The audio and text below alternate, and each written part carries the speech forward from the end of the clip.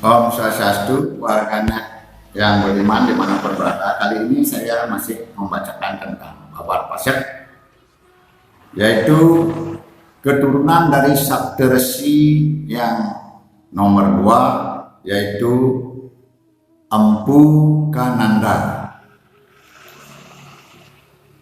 Keturunan Empu Kananda dan kisah seorang pemangku Senggu.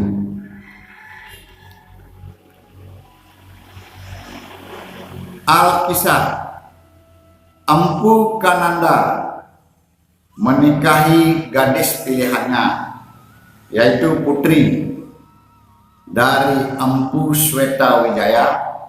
Dari hasil pernikahannya itu terlahirlah seorang anak laki-laki diberi nama Sangkuldewa. Sesudah di Dwi Jati, Sangkuldewa bergelar Empu Swetawijaya.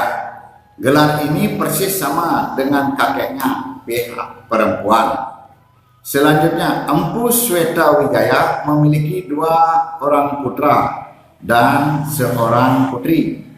Mereka itu adalah yang pertama bernama Mangku Sangkul Putih, yang nomor 2 bernama Wire Sangkul Putih, dan yang bungsu perempuan bernama Ni Ayu Suami.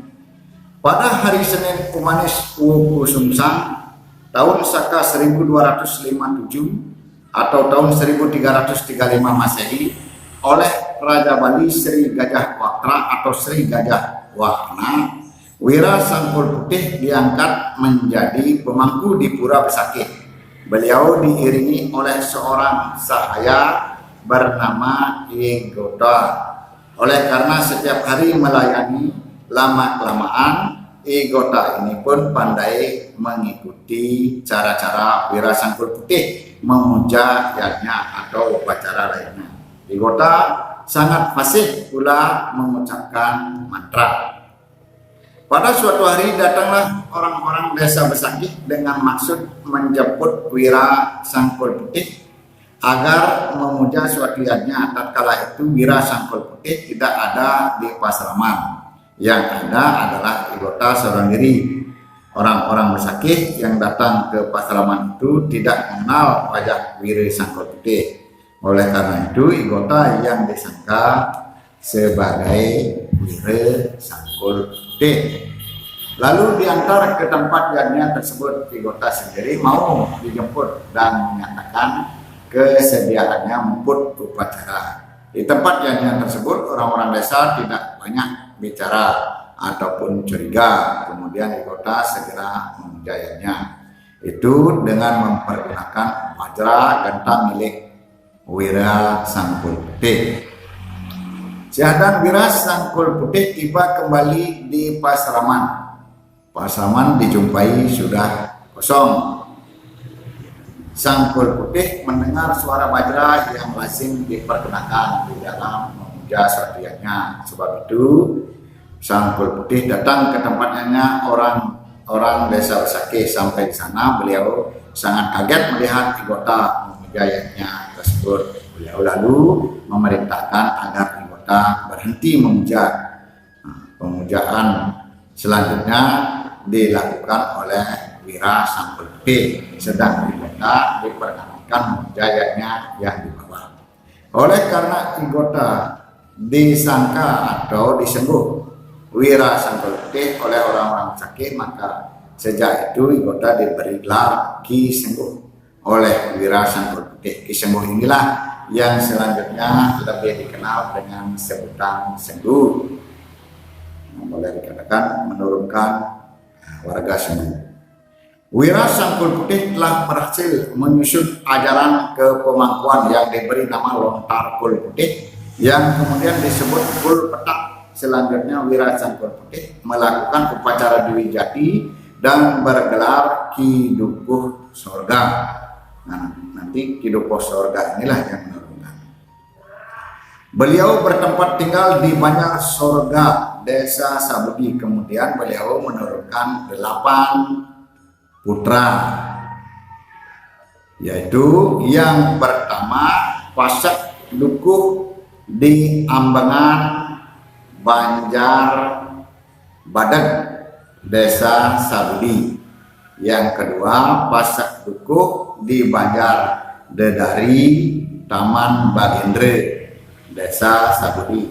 Yang ketiga Pasak Dukuh di Banjar Bunuah, Desa Ban. Yang keempat Pasak Dukuh di Banjar Pura-Dukur, Desa Sabudi. Yang kelima Pasak Dukuh di Banjar Batu Kaublong, Desa Ban. Yang keenam Pasak Dukuh di Banjar Perasan, Desa Ban. Yang ketujuh Pasak Dukuh di Banjar Sorga, Desa Kalupaksa, Buleleng. Dan yang kedelapan Pasak Dukuh di Banjar Sudaning, Desa Besakih. Selanjutnya mereka inilah yang menurunkan pasak yang disebut Pasak Dukuh atau Pasak Sorga atau Pasak Sogre atau Pasak Sorga di beberapa tempat sebagai berikut. Nomor 1, Pasak di Ambangan Banjar Badak, Desa Sabudi menurunkan Pasak Dukuh Tigang Buana di Banjar Tigang Buana, Desa Sabudi. Pasak Dukuh Telung Buana di Banjar Telung Buana Kawan, Desa Sabudi. Pasak Dukuh Badak di Banjar Badak Tengah, Desa Sabudi. Dan Pasak Dukuh Pasirahman di Banjar Dukuh Sari, Desa Badungan. Kemudian pasak tigang buana di Banjar tigang buana kami desa Sabudi menurunkan pasak dukuh pelak tubuh di Banjar Pendem desa Muncang, pasak dukuh badag di Banjar Badag Tengah desa Sabudi. Selanjutnya pasak dukuh badag di Banjar Badag Tengah menurunkan pasak dukuh Umasari di Banjar Umasari Au desa Selat, pasak dukuh Munting di Banjar Munting desa Selat, pasak dukuh Susut di Banjar Susut desa Muncang, pasak dukuh Pat Putung di Banjar Putung desa Dudeng, dan pasak dukuh Rubaya di Banjar Rubaya Belahu desa Kubu.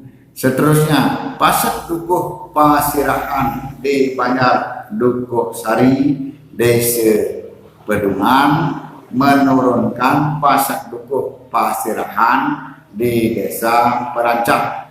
Kemudian pasak dukuh Pasirahan di desa Perancak menurunkan 2 orang anak, yaitu 1 pasak dukuh Pemedilan di Banjar Pemedilan desa Daun Baru, dan pasak dukuh Teleput di Banjar Teleput desa Delon Berawak. Begitu dulu warganet yang berbahagia, saya masih akan melanjutkan tentang perti sentane Kiduko Sorbe. Masih.